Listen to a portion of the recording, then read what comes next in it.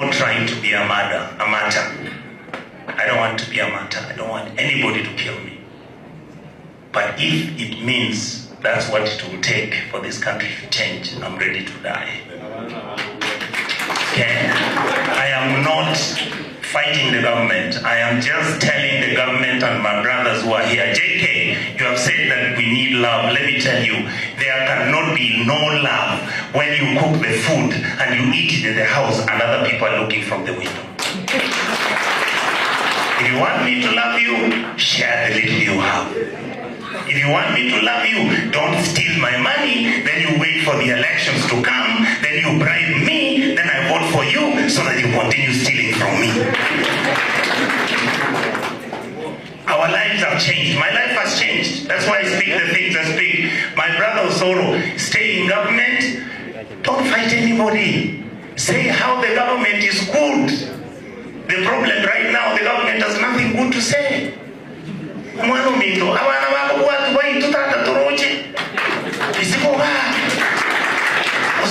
It's not personal. We want good governance. We want Governor Simba to succeed. I don't want Simba to fail. I want Ruto to succeed. Niseme nisiseme, tuambiane ukweli. Bishop umesema hapa hii hewa tunavuta ni bure. Lakini vile hawa watu ya tangatanga wanaendelea, hii hewa haitakuwa bure kila siku. Iko hapa siku mbele tutakuja kuwekewa ushuru ya kupumua. Na kwa sababu bado ni bure, wacha nitumie hewa yangu yeo ya bure kabla Zakayo anifikie. Niseme nisiseme, Mheshimiwa Ochanda, nimekuangalia hapa mbele ukizungumza nikashangaa kama huu ni ule Ochanda nilikuwa naona chungwa hausakilia juu ya tiketi ya chama cha ODM. Sikutambui tena ndugu yangu, wewe umekuwa mtu tofauti sana, kwa sababu safari ya watu wa ODM, chama chetu baba amekijenga juu ya msingi ya kutetea wananchi hawa. Hawa ndio wadosi wetu hawa. Mheshimiwa Ochanda, wewe unakuja unatuambia ati tunahitaji ushuru kwa sababu ya barabara. Hiyo barabara iko wapi? Edi amekutajia hapa budget ya saa hii haina barabara. Unatuambia JSS walimu wameandikwa kutoka hata na serikali ya Moi. Hakuwa anatuletea hii ushuru mnatuletea. Mimi nikisoma hii budget Ochanda, najua hujasoma, ndio maana unasema hii vitu. Naangalia hii budget. Naangalia hii budget. Rafiki zako wa State House wamejiongezea bilioni 1.2 ya chai na mandazi State House. Usituambie mambo ya barabara. Ameongeza shilingi 678 million shillings ati inaenda kwa ofisi ya Gashagwa. Nyumba tulijenga na shilingi milioni 400, mnaenda kurepair na shilingi milioni 600. Shame on you. Mnatuambia nini bwana? What are you telling us? Bishop, usione damu inachemuka, hivi ndio nakuanga. Na lazima tuambiane ukweli hapa. Treasury wale wanatukandamiza, wanaleta hizi ideas za kukandamiza wananchi. Wamejiwekea bilioni 6 ya chai na mandazi, ndio kina ndii wakule huko wakinona wanatutapikia. Wanasema leo ati nyinyi mtaongea tu kwa mtandao halafu mtanyamaza, kwa sababu ndiye anajua pale Treasury amewekewa polisi na huyu PS Raymond Omolo. Wale walikuwa wanatupiga tear gas wanachunga ndii. Wanajua tukienda pale watatupiga risasi. Tunataka huyo ndiye atoke nje, aongee akiwa kwa barabara, atusi wa Kenya jinsi ambavyo wanatusi wananchi. Yani hii serikali imekuwa mbaya mpaka watu kama Rigathi Gachagua wanaanza kukaa kama watu wazuri. Mpaka yeye ndiye anawaambia muache kuonyesha wananchi madharau. Inawezekanaje Rigathi ndiye ana akili kwa hii serikali? Inawezekanaje? Na tunataka viongozi walioko kwa serikali wajue kwamba ukiwa kiongozi wa kitaifa, wewe ni kiongozi wa kitaifa. Ukiwa naibu wa rais na kila wakati unazungumza lazima nikuwe na demu yangu Mkikuyu aniambie ile kitu unasema, wewe ni rais kweli? Kwa nini usiongee Kiswahili? Mheshimiwa Walo, na wewe PS, resist the urge from the public to make you local leaders. You are not a leader of Nyanza. You are a PS or internal security for the whole country. I want to see you in Bungoma. I want to see you in Kwale. Mheshimiwa Walo, you are not a CS for these people of Nyanza. You are the CS for the Republic of Kenya. Let us see you in other places as well. Na huyo Rigathi awache kuomba kwa mlima peke yake. Hata hapa kwa maji huwa tunaomba na Mungu anatusikia. Orderly conduct. And I'll read it so that it is clear. Because I'm seeing a scheme here, Mr. Speaker, that the minority side does not want us to process any business today. And they are setting a very bad precedent. They are setting a precedent that in future, Mr. Speaker, if for whatever reason,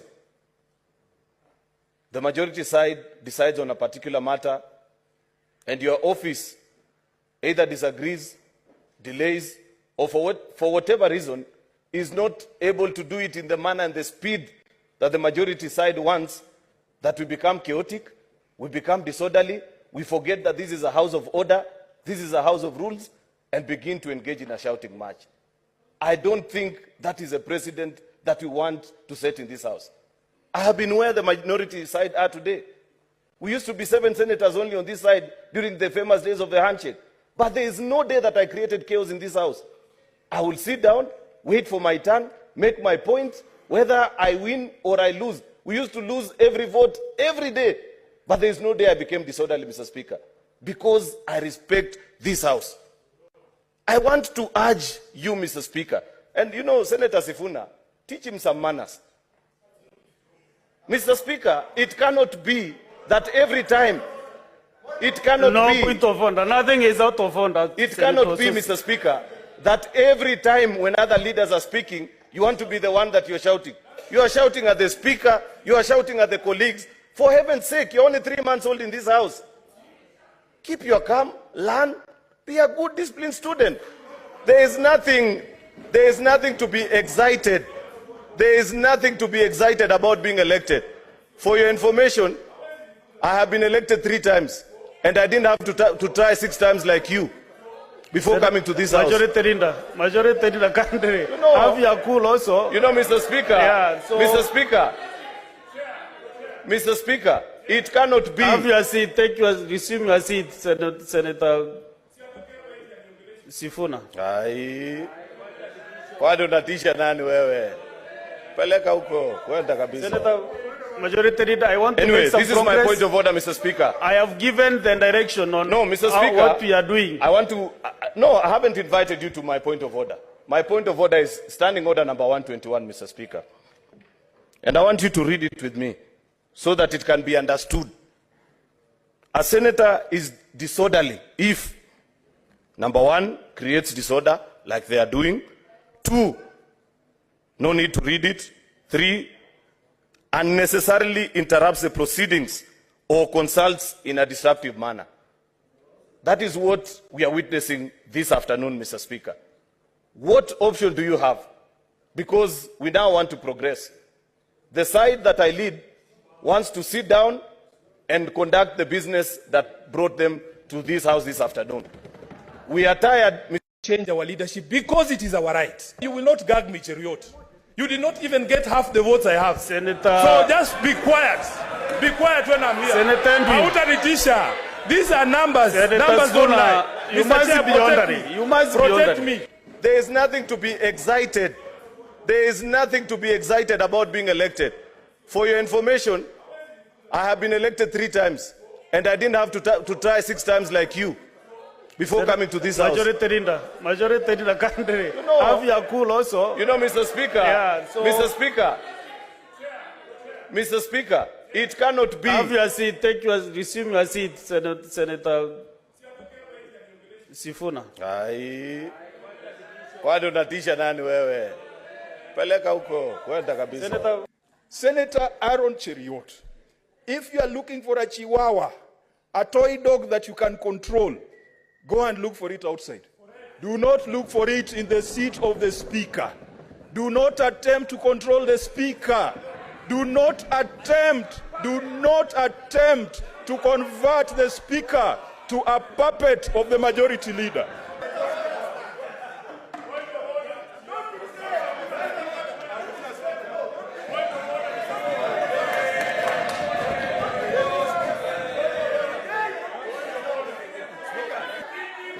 Among others, ensure exploitation of water under the Sasumua and Kanoike Dam is reviewed.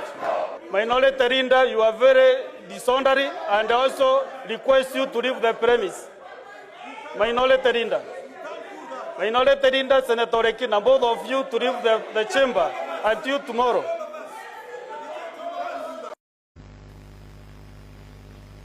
Yeah, you'll be the next one.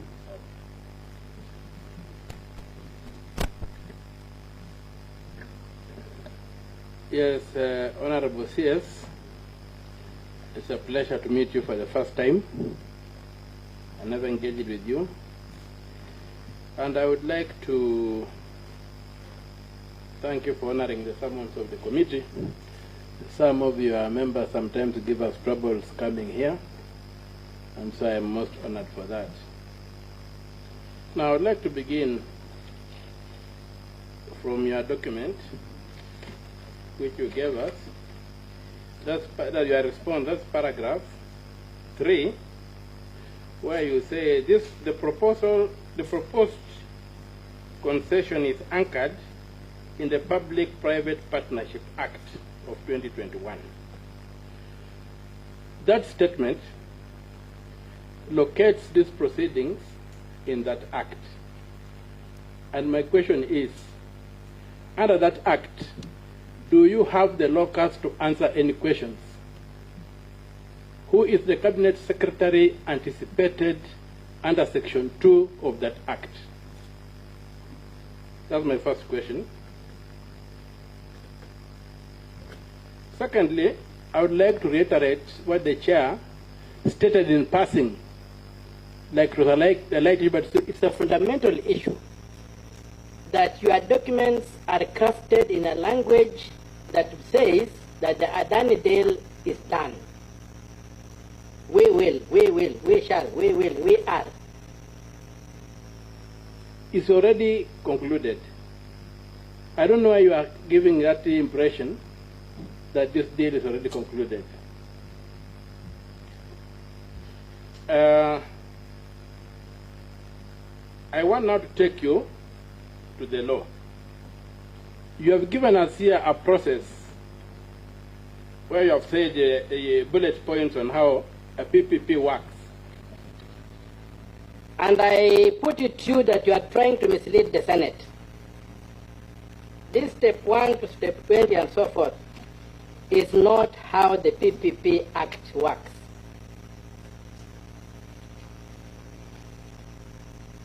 First of all, the PPP Act does not oust the Public Procurement and Asset Disposal Act, which provides for direct procurement, privately initiated proposals, restructuring, restricted bidding, and competitive bidding. You have told this committee, in answer to Senator Ladema's question about those detailed sketches and what have you, that is the government which gave out that information to attract investors. I want to read for you a definition in the law of what the PPP, or what a privately initiated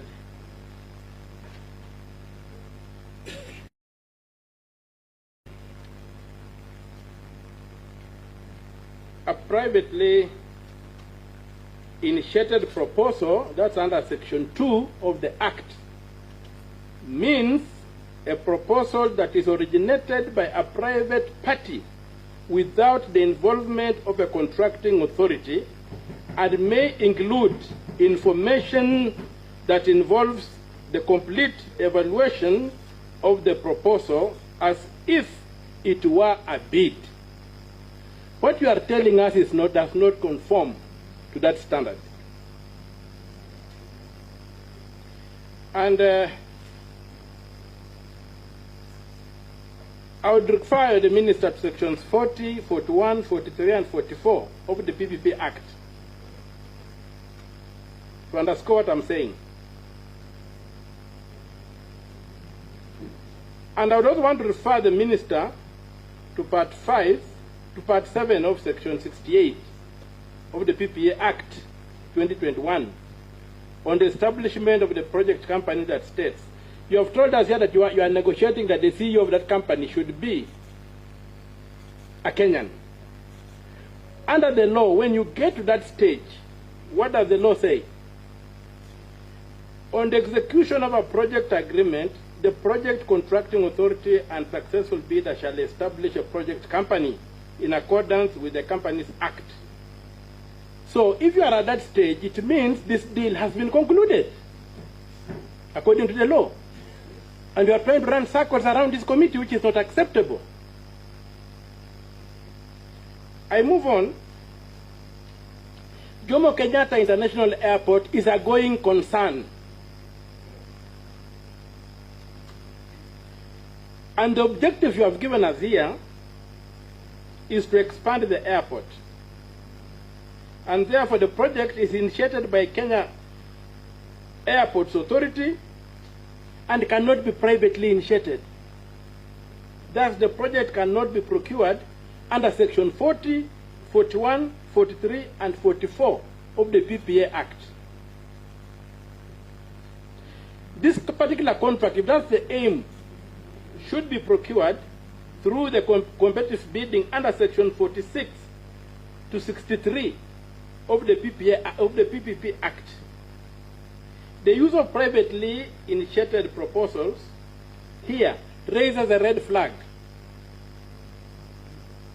that all you are confronting us with is concealment of fraud. And this might be a major case of money laundering, where a public project is being used to repatriate money that has been stolen from Kenya in the guise of developing the airport. I want to add on, Chair, if you allow me some time. I spent a bit of time reading through the document. All right. So, the use of this PPP in the Adani case is fraudulent. The process does not meet the requirements of Section 40, 41, 43, and 44 of the Act. And I just, given time, I'll jump through some of the things I wanted to say and just go to the key issues. I would like us to look, if you look at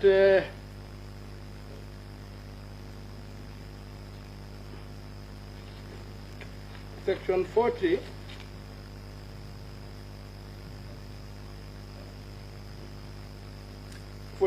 Section 41, I'll go to 41, I'll jump 40, I'll go to Section 41.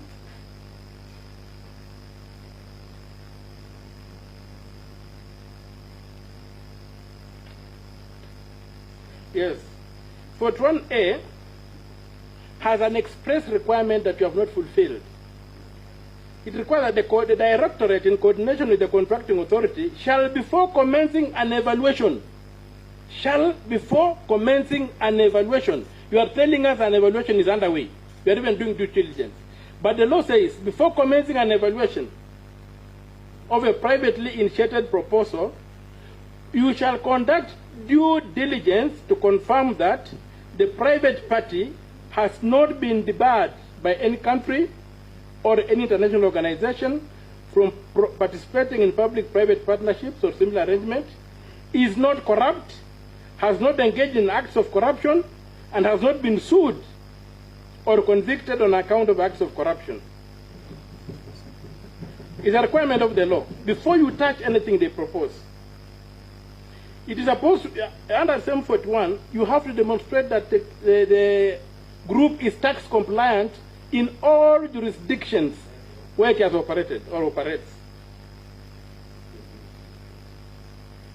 You go on and says, the entity has not, and its directors or officers have not been convicted of any criminal offense related to professional conduct within a period of 5 years preceding the submission of proposal, and have not otherwise been disqualified pursuant to administrative suspension or debarment proceedings.